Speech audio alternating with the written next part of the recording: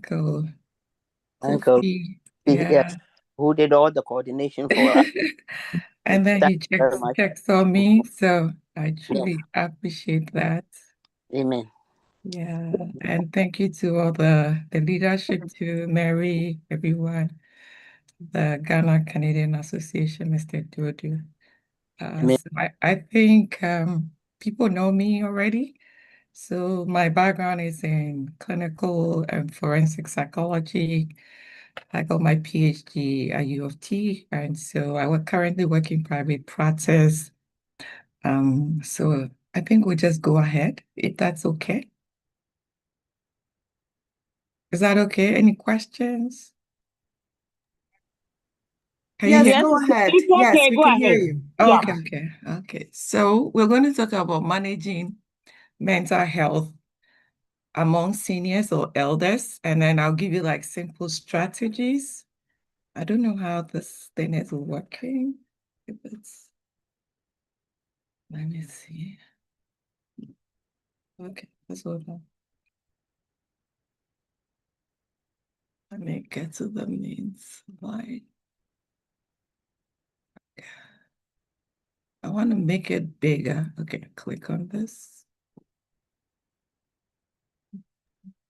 When you put your arrow down, there you go. Okay.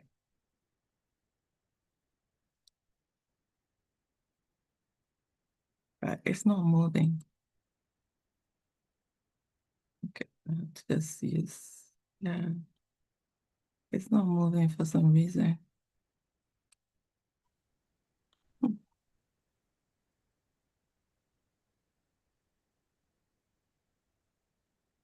Yeah, it's not moving for some reason. I don't know Try it why. again.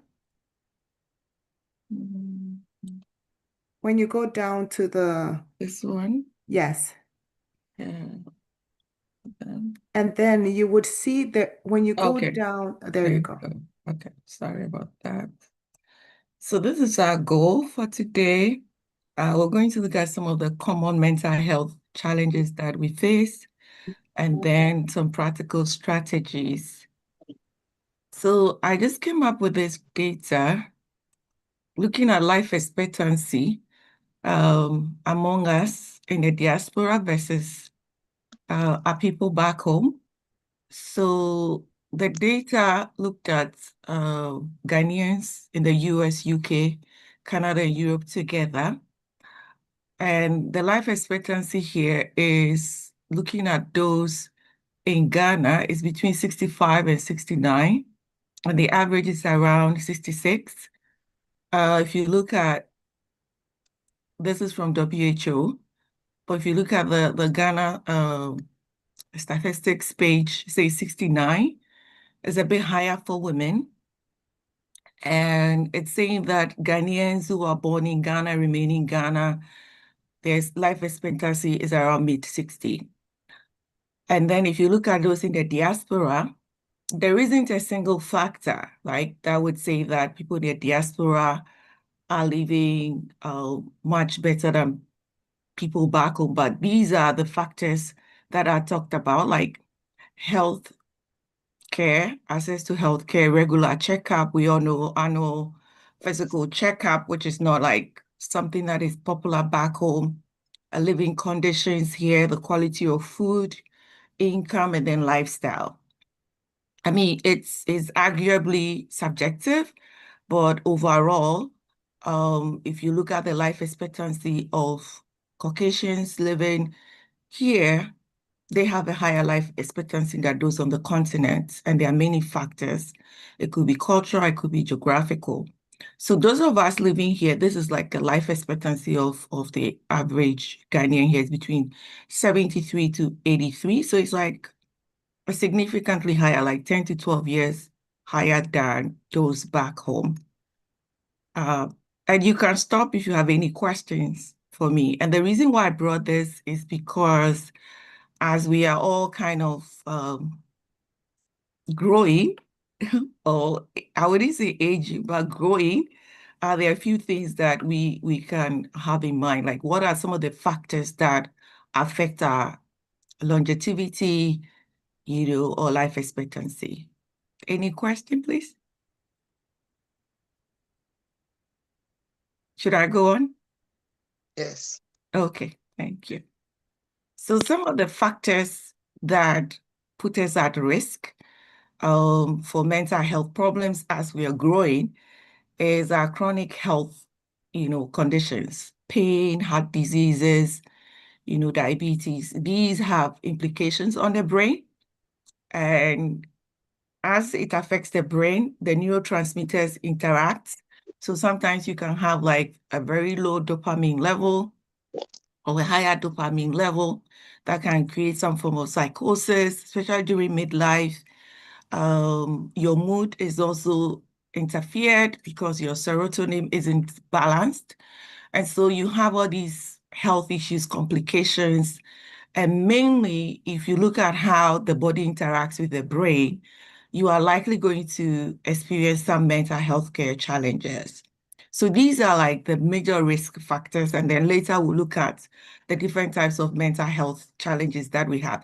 They are not very different from the average population or younger people, but these are factors that put us more at risk. And I'm sure you can attest to that. Then living alone. So social support is in one of the protective factors. So as you live alone, I mean, isolation, loneliness, boredom. I know people like to watch a lot of TV and social media, but the human contact is quite significant. It's something that culturally we have versus the Caucasian population. But since we live here, we've also taken on some of their behaviors of trying to say, I prefer isolation to living within my community or connecting with my community. So this can also put you at risk. Let's say you come back from work, you're bored, you want to chat with someone, you're stressed, you need like a hug or you need to have a drink with a friend. Loss of loved ones, as we're getting older, we tend to lose people. And if you look at the average age of people who pass on in our community is quite younger compared to the white race. So by the time you're like in your 70s or 80s, you may have lost a few of your friends, family members, and loved ones. So that can also put you at risk. Fear of losing independence. As you know, here, as you're getting older, your driver's license will have to be, assessed based on your health condition, and your family doctor will determine, or your psychiatrist or psychologist can determine if you are able to drive. And also, if you see a lot of seniors, if you take away that, it's a big deal for them because they would like to access things on their own. And so cognitively, if they are not functioning well, losing their license can also create that. And then also fear of losing independence, taking you to a senior home, or your children putting you in a basement or sending you back, back to Ghana, and all that can also create that kind of stress for you. And the big one is financial stress. As we know, as we're getting older, life becomes more expensive because of medical costs. I mean, Canada has the universal health care, but there are some health interventions that you have to pay out of pocket. And so that creates a lot of stress. Have to see a chiropractor, you have to take a lot of pain medication and other stuff. Here I've mentioned reduced mobility. So apart from driving, your physical health, you might not be able to move around because of pain, fall, and other stuff. Cognitive decline. I think the last time a session I spent an extensive time on talking about dementia and Alzheimer's. So I wouldn't go into that, but it has to do with your memory. As we get older, especially from 65, we start seeing a bit of like memory decline in our fluid intelligence, like trying to do new things versus things that we are used to. And so it's critical to just keep that mind activated, like doing puzzles and stuff. And then major life transitions. So you're retiring. Sometimes you're thinking, should I stay here? Should I move? Having grandchildren. People work after retirement, you define that yourself, maybe health conditions. Now, major life transitions, we can see some form of global changes from pandemic to what we see now. These are all kind of major life transitions that can cause a lot of cognitive stress. And sometimes I think of like seniors who were there before Ghana got the independence, how the colonial structures were during that time. And then after independence, like going through all the coups, like Ghana had series of coups, like some of us were born there. But if I look at the times that our parents had to go through, like, uncle and auntie here, you can just see that these are all like major life changes they had to really cope with. Any question, please? Comments? You can stop me though, if you have any comments. Are we okay? I can see you, so that's what Max said.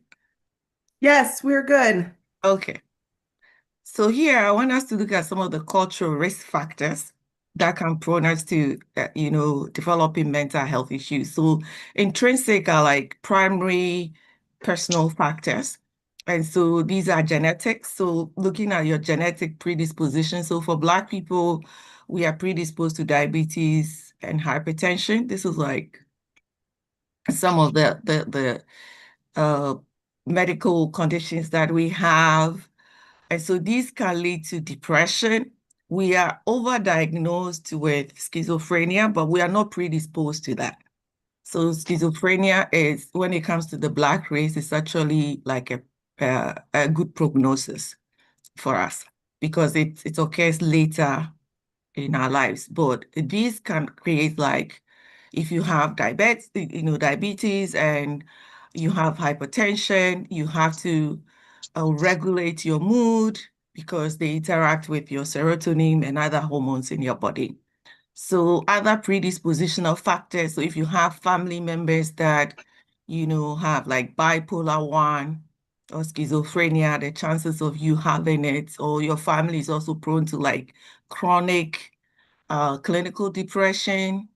You can also, or a family that is super anxious, you can have that as well. Then we have lifestyle. So the lifestyle here is cultural. If you tend to take on a lifestyle that is not aligned with your own core values, you're likely going to be stressed. You're likely going to have some of these mental health issues. Boundaries, of course. If you can't set boundaries, you can't say no. You are almost in everything. You find yourself being overwhelmed. And as they say, as we're getting older, we reduce some of these unnecessary activities. Income. So the research shows that people who make higher income are less prone to people making low income to mental health. And then coping strategies. So you can develop your own coping strategies. People have like healthy coping strategies. They go for walks, they associate with their friends, and all that. Then extrinsic is family. So as we know, it's a blessing if you're here, you don't support people back home, but the majority of us do across other cultures, Indians, Pakistanis, Vietnamese, all my clients that I work with from these cultures, Filipinos, they all have to do that. And that can create an additional stress on us. And then you have poverty. Like once you're conditioned to be in a survival mode, what happens is that your brain is always chasing after the next thing. You're not actually existing. And even when you have enough, because poverty creates survival mindset, you always want more, even though what you have, it's okay. So you look at, Ghana, people love Ghana, but most Ghanaians don't love Ghana because they think we don't have enough. But on the average, our life expectancy is actually higher than, some of the West African nations. Some of them, their life expectancy is like 51, like in Nigeria, it's very low. And then racism, living here abroad, can also, lead to mental health. So workplace discrimination, not getting promotion, not being respected. And it also relates to the job that we do. Maybe you have to drive 3 hours to the job, the demands on the job, and then location where you live. So like they say, if you live in a healthy neighborhood, chances of having mental health is a bit lower than living in a large family or living in places that have low socioeconomic factors. And then support system, if you don't have a healthy support system, you're quite individualistic, that can also create stress. So the effects on the brain, so like I've said, there is like interaction. And the last time we met, I talked about the neurotransmitters, so I wouldn't talk about them today. But chronic stress can actually produce high cortisol. So how do you know? You can also check with your family doctors. You know, look at your cholesterol level. It creates that, a high level of cortisol, which creates stress and affects your eating, your craving, like you crave for carbohydrates and sugar stuff. And that can affect your brain as well. It creates what they say plaques, affects your memory. So here there's cognitive decline because you are stressed, and then there's also that social isolation. What I've noticed is that when you live in North America, it kind of, in a way, programs you to believe that isolation is okay. So you're kind of used to it and it becomes part of you, but it's actually not healthy. As you're getting older, people who do well in later years are people who have fundamentally developed like good social support system. Also, the impact is on your brain in terms of sleep-wake cycle. So you have poorer sleep quality, which affects, your activities during the day because you're stressed and you're overwhelmed. And then depression and anxiety are a hallmark. So always worried about the future. What's going to happen next? How am I going to live my life? How am I going to, plan my finances? Should I stay here? Should I move back? If I stay here, am I going to a senior home, retirement home, or going to stay with my kids or stay by myself? And that can also create that depression, like reflecting on, did I really plan well for my life? But I just want to say that as long as you're here, congratulations to yourself, because there is always a room for you to revise your personal goals. And also, if you have good personal goals, make them better. So I'm going to pause here. So if somebody has any question before we go on to the next slide, I will transition. And Mary, please keep the time. Yes, I am. Okay. Any question before I transition? So far, is it okay? That was just like the introduction, giving you the background of how culturally, and then in terms of science and the research, how we are prone to mental health. Any thoughts? Anybody wants to add a thought? Is it helpful so far? Yes. Okay, everybody's quiet, so that's why I'm asking. Yes. Mhm. Okay. Yep. So far, so good. Okay. Yes. Yeah. Yes. Oh, Okay, so we'll go on now. So now, if you have a pen and a paper, we'll do like a little exercise after this, but I want you to just pay attention. So this is a model, is one of my favorite psychology model. It's called the growth model. They use it for both life and career. So if you look at the life roles as humans, we have different life roles. But culturally too, we can add more to it. So you can be like an aunt, back home, everybody is our relative, right? So and we have larger families. But the basic thing here is that we become children, we go to school, we become citizens, we become workers, we become parents, we become uncles, we become spouses, whatever that is. We also like have leisure, we have fun, whatever that we do. So according to this model, you track your life. So a 0 to 15 years is the growth stage. So this is the growth stage, like between 0 to 15 years. So you're growing, you're getting to know who your family members are, you're learning values and other stuff. And then 15 to 20, you're exploring. So 0 to 15 is like, now you're like finish elementary school.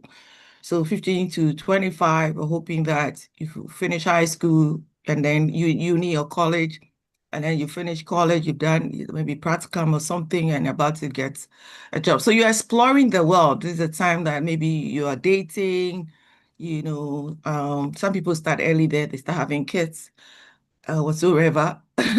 But it's still like the exploring stage. And then between 25 to 45 is establishment. So here we're hoping that you would have established yourself, established your career, established a significant life partner. And it's fine. Some people have that later, but majority of people by 25 to 45, it's a 20-year gap, would have had a partner, would have been established in a career. Maybe they are teachers, lawyers, nurses, whatever that is. They establish themselves in a career. So between 45 and 65, so we call that the maintenance stage. So whatever that you have established, we're hoping that you'll be able to maintain it. Okay, so I'll go back again. So let's say you started saving from 15, and then you started maybe buying properties from 35, 25 there. We're hoping that by 65, that's the maintenance stage between 45 and 65, you are able to maintain what you have. So it's like helping you to develop your protective factors. So this is a time where you're not taking like big risk, you're not changing jobs radically, you're not spending, unnecessarily. So it's like by that time we're hoping you've established certain things. Okay, so I'm going to use a funny joke, like you've bought all the fancy bags you want to buy, or the shoes you want to buy already. So between 45 and 65, it's not the time like I'm going on a shopping spree or anything. It's like you're now focusing because you're going to enter into like your retirement. So I'm believing that, and Uncle and Auntie Felicia can correct me. I don't know the average age of the people here, but I'm thinking the retirement is like 65 between 65 and 70 for most people in Canada. But after that, I see people still working, and it's okay. So that's why I'm just putting it around there. And also one thing you have to pay attention when we do the part 2, we talk about the trauma. So I use the same model. So during the 5 to 10, 5 to 15, that's when we also experience childhood trauma.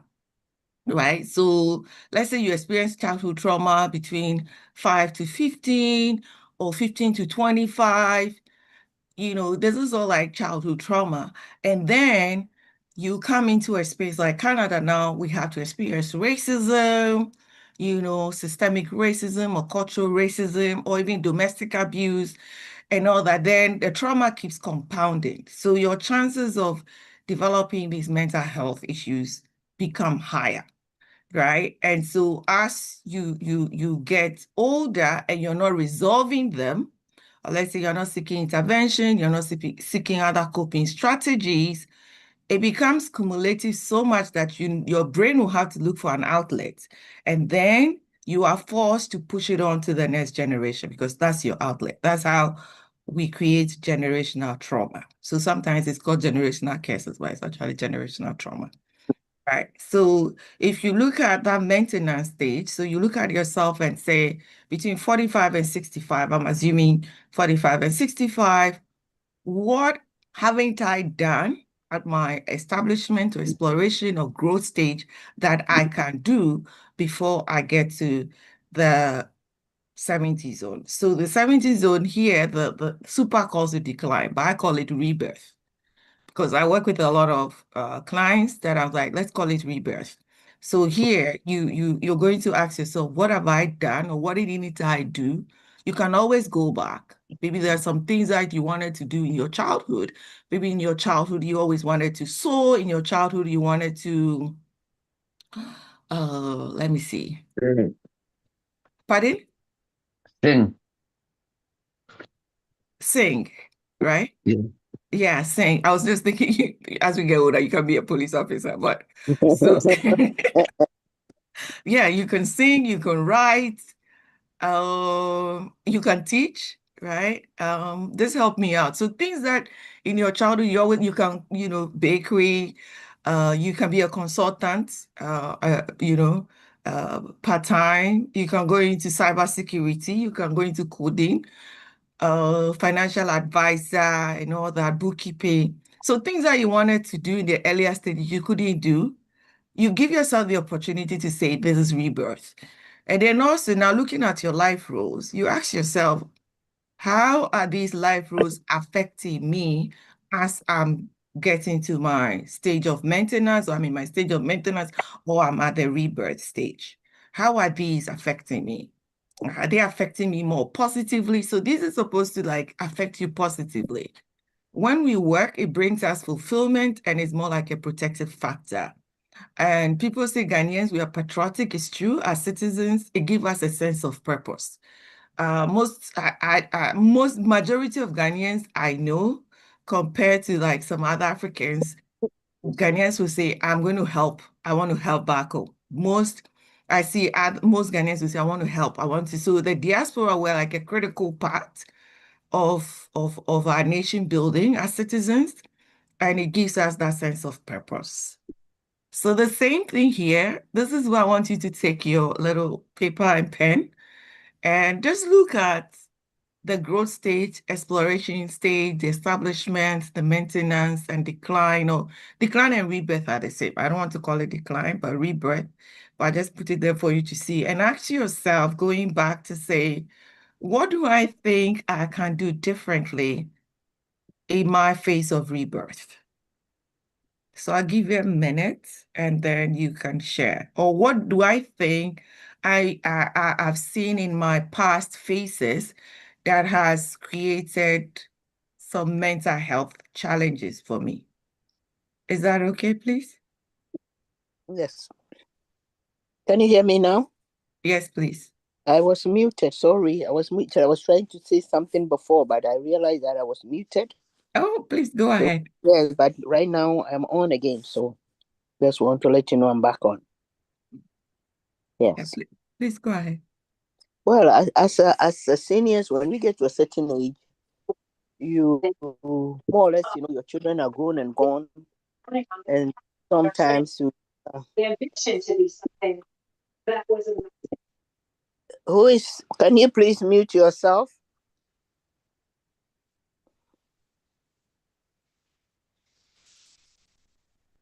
Yes. Sometimes we become even widows and widowers. Mm-hmm. So the loneliness increases, Mm-hmm. and that is why even the government of Canada tried to initiate a lot of programs for seniors, Mm-hmm. activities for seniors, like joining a gym, not a gym, like joining an exercise group in the community, Mm-hmm. joining a knitting club, or what we are doing now, just to bring awareness to what we can do to keep us active and keep us from getting more mental stress. Yeah. Yeah. So thank you so much for mentioning that. So the key thing here is like you don't want to be stuck in life. You don't want to, because your brain will likely push you to the place of negativity. Yes. So there's something we call reminiscence bomb. So the reminiscence bomb is when you are either at the exploration stage or the maintenance stage, and your brain will take you back to the past, especially between 15 and 25, and it will start reminding you of things that you did wrong in life. And sometimes it might even take you, oh, sorry, this is supposed to be 45. It takes you to that place where it will start reminding you. But the whole goal is like you want to train your brain to be positive, right? So your rebirth, I want us to use this opportunity to say, I want to rebirth, my goals, my dreams, my values, my purpose. So again, I'll give you like a minute and see if somebody wants to share.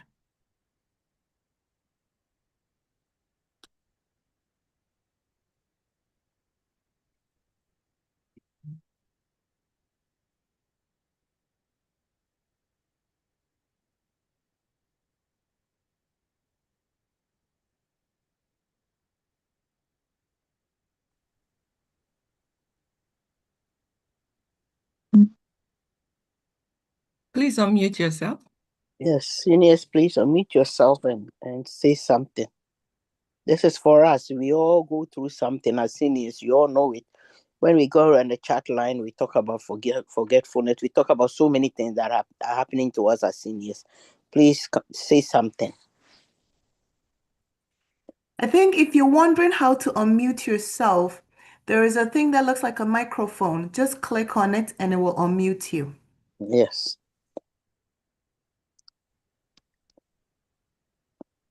Or maybe you're still thinking about it and then we'll come back. Well, I'm thinking that maybe you're going to cover the topic like what do we do to delay mental decline. Oh, okay, no, I have it there. I know you are most likely going to cover that. That's why I don't want to be asking questions. So for Oh, now, okay. So that's fine. I just thought maybe this model will be useful so that people have an idea that it is wherever very you are, useful. wherever you are at, Mm-hmm. there is still a room for you to improve upon your lifestyle and your mental health, regardless whether you're 65 or you're 45 or 70, right? That's why I brought this up. Okay. So let's go on. So one of the things that we can do, right, is looking at how we can change our purpose and our own identity as we're getting older, right? So these things are connected. So if I say, okay, go and walk for 20 minutes, go and run or, change your diet, it's all about changing your purpose because you're giving yourself the opportunity to rebirth your goals, rebirth your dreams, right? So all the things that you've been through, you want to revisit them. So what can I do after retirement, right? To delay my mental health decline is for me to have a purpose. And they've done several studies showing that people who have a purpose, so you look at there's an intervention by the Japanese called Ikigai. So Ikigai was studied among Japanese who live into the hundreds, centurions.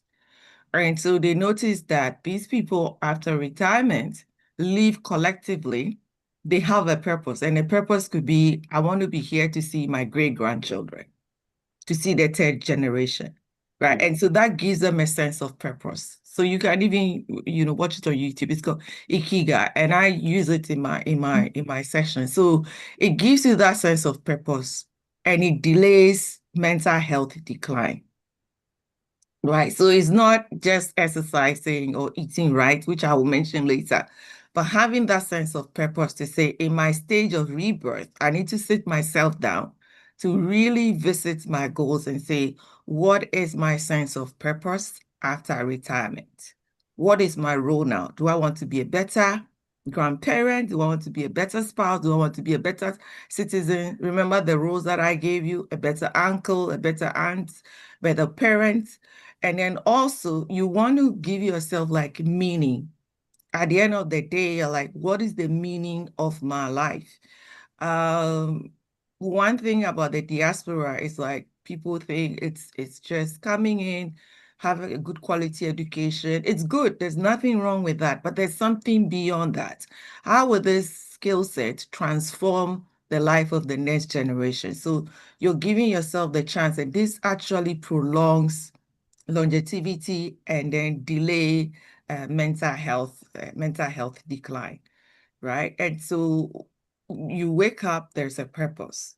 You wake up today, there's a mission, and I know you do that among yourselves, but even within your individual space, you can revisit some of your values that you have with yourself, with your family, and with society. What can I do that will give me the sense of purpose? So you wake up today and you actually, like your dopamine, your serotonin, you are just excited. It reduces stress because you're looking forward to that. And you look at those Japanese seniors living into their hundreds, that is their sense of purpose. And some of them would say, I want to eat healthy, and that is their sense of purpose.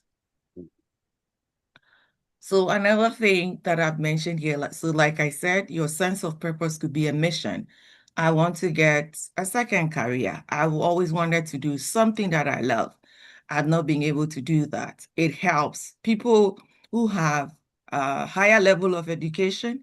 I said it in the last time in our presentation, they are less prone to cognitive decline versus people with lower level of education, right? And so you can reinvent the skill sets that you have and say, I'm still going to work after, like some of my professors who trained me who have retired are still working. I was shocked. One was telling me he works at the LCBO.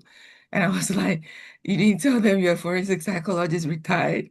And then he laughed. But he's like, I want the human engagement. So he goes there, even though he's very, very, very rich.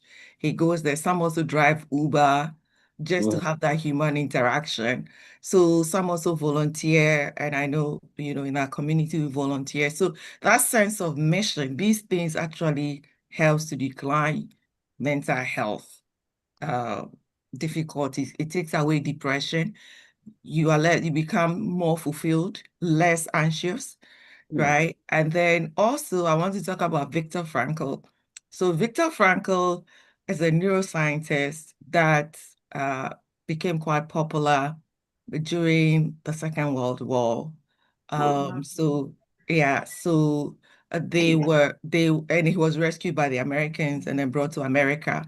And he came up with a therapy called logotherapy, which I use, and I'm part of the Canadian group, or existentialism. And the whole idea is that as you're going through life, you'll be faced with a lot of suffering and pain, but there's always meaning to that suffering and that pain. So as you find meaning in the suffering, it actually reduces your mental health challenges, right? So because when there's a lot of suffering, you're likely going to be depressed. You're likely going to have cognitive distortions. You will catastrophize. You would overgeneralize, right? You repressed. By saying that, what is this thing that I'm going through teaching me, right? What is this difficulty that I'm going through? Let's say there's a job loss, there's a layoff. What is this teaching me? What can I learn from this? Maybe it's telling me that I don't have to be in a toxic work environment, or I need to maybe create a new skill set or a new career. So you find meaning in your pain. So as we go through life and we get into retirement, the chances that our brain will start telling us all the negative things we didn't do, opportunities that we missed out on, and all that, it's natural, it's going to come back. It's called the reminiscence bomb. You have to ask yourself, what am I learning from there? What is this teaching me? So there is purpose in pain, right? It helps, to reduce depression, anxiety, and other emotional struggles. And then also telling yourself, I'm going to leave a legacy before I leave this world. So what would that legacy be? What would be my contribution? So this actually gives, so this, Please mute yourself. I think the word Please so mute this, yourself. So this actually gives you that sense of purpose. So some of my Caribbean clients, I'm like, you can go back to Jamaica and mentor, young people there. I know Ghanaians, we do that a lot. So, but you asking yourself, what legacy am I leaving? So let's say you are in your 50s now, you can say I can have a 10-year legacy. You're in your 60s, you can say I can have a 5-year legacy.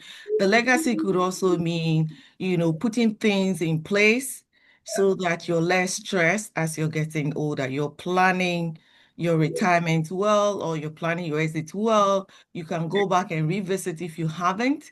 So the less stress, the better mental health that you have. So now other protective factors that can, help you, that you can practice on your own, is learning to be grateful, regardless of where you've been to, regardless of your socioeconomic status, regardless of your mistakes. Nobody is perfect. Learn to be grateful and be content. Amen. That can reduce your stress level to like 80, 90%. be grateful. Have a gratitude journal. You wake up and you're just grateful. Grateful for health, grateful for life. These are basic things, but they do work. Yes. They do work because as we get older, I noticed something about adults. We become more competitive than even children. It's like, have you paid off your mortgage? Have you built a house? Have you bought this? Oh, like you didn't make it in life. Oh, my colleagues have moved on before me. So that's why I brought the super model. So you yourself will have to define what you call success and be content and be grateful, right? And so when you do that, you're less stressed in your older years. But if you don't do that and external factors are coming and being pushed on you, like family, like your peers, you're likely going to be stressed, you're likely going to be anxious, you're likely going to be depressed, and you feel like you haven't achieved anything in life. Especially people back home would say, you've been here for a long time. Uba hate, dada day, you know, dada day, your colleagues are doing this. Your colleagues, Please mute yourself. You are disturbing. drive me crazy. yeah, your colleagues are doing this back home. What are you doing? But they don't know what people do. You know, the corners people cut. And they don't know the taxes you have to pay. And you're doing everything right, you know. So you have to be content. You have to speak to yourself and say, I'm okay. Even if it's a 2-bedroom, I'm okay, right? Yes. I'm not in competition with anyone. And life is a process of patience. You're chipping the wood one at a time, one day at a time. You can't cut it all at once, but it's one day at a time. So if you look at the studies of the average, so there's another book written by psychologists called The Millionaire Next Door. And you can read it. So he wrote it in the 70s. Unfortunately, he died and his daughter became a psychologist and wrote the newer version for our generation. And the Millionaire Next Door talks about how ordinary, simple people became millionaires in Canada and US. And these are like teachers, people that were making like average income, you know, and the average millionaire is between 55 and 60. That's the average, right? And so if you look at the pressure that people externally put on you, is not realistic. Because even with the Caucasians, with all the generational wealth that they have, the average is like 50 to 60. So think of it, right? So you change your lifestyle to meet your demands, financial management, and then I said spirituality or prayers, whatever that is, also helps. And these are all like evidence-based studies that prayer helps people who are stressed. And I think they said the lowest group of people with suicide are people who pray. So that's like people with the lowest rate of suicide. So we look at other external factors, joining clubs like you have, Old Students Association, which is a big thing in Ghana, is a way of people connecting with each other, attending ceremonies and festivals. And then some things that you can do in terms of looking at professional work, you can do mental stimulation activities. You know, either you can work with a psychologist or therapist to help you do some of these mental stimulation or among yourself. So I know Uncle does that. The quizzes is a form, the quizzes is a form of a mental stimulation, the puzzles. Engage in reading. If you can, let's say you were in a certain profession before, I was like, if you can, just read an article a week. It helps to keep your brain active. Learn a new hobby, right? Learn a new hobby, learn something new. You can always learn something new.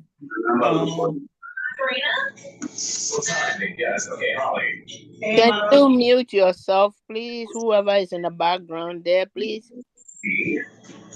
Yeah, so these activities, exercising, engaging, not just talking, but actively engaging your prefrontal cortex and then deep mental processing about facts, would also help to reverse cognitive decline. So sometimes people think that, okay, I can watch YouTube, but it depends on the type of YouTube or podcast. You watch something that is mentally engaging and activating. So you tell yourself, have I learned something new this week? Is there a new skill set? Can I join a podcast? Can I join a group? Can I do something? Even playing with your grandchildren, doing puzzles with them and other stuff helps to reverse cognitive decline. And these are all like evidence-based. So we've talked about the social interaction. There's tons and tons of studies on it, right? And so interacting with each other, meeting with each other helps to reduce depression. So this first part is more for the cognitive, especially your prefrontal cortex, like this reading, puzzling, and other activities helps. And this helps with the emotional piece. So the social connection, being with families, being with the old students association, being with clubs, being with the community centers, supporting each other through a loss, through grieving, which we are exposed to, also helps with that. And then the physical activity, again, as I mentioned earlier, it helps to reduce, Alzheimer's, dementia. But the key thing is that physical activities have a positive correlation with reducing anxiety, right? So if there's a high sense of anxiety, just walking helps to reduce that. It helps with your serotonin. But you can also, talk to your family doctor. You can get like some medications like fluoxetine and all that. It helps with sleep quality. I don't know how your sleep-wake cycle is, but it's something that you want to revisit. You need to sleep early, so that you can rest your body, rest your internal system. Your nervous system becomes, more protected that way. And then in terms of your cognitive abilities, you function better when you sleep well. There's clarity. So walking, stretching, also helps. Going to the gym, doing light trainings also help. And then here I said, seek regular medical and psychiatric support. I don't want to leave that out. So sometimes medication also helps. Like I said, some medications with fluoxetine and all that helps. And then food and nutrition. So there's kind of a huge research on food and nutrition. So as we're getting older, there are certain things that we need to reduce: carbohydrates, the sugar, the milk and all that, the fats. But you can talk to, I'm not a nutritionist, but these are like things that we know. And I'm sure as a group, a senior group, you have the Canadian guidelines on that, or you're talking to your physician on that. But it becomes very key that we drink more water, eat healthy food. We don't eat late because it interacts with our nervous system, and that can also affect your mental health. They are all connected. But I would say that regularly also checking with your physician, and if there's a need for you to do like cognitive assessment, like even if it's a mild cognitive assessment, you want to see it and catch it early stages of Alzheimer's before, you get to the later stages of it. It's also quite important. So check your memory. Somebody was recently diagnosed with vascular dementia, and I think it was quite late before they caught it on. So that is my presentation. Mm. Thank you so much.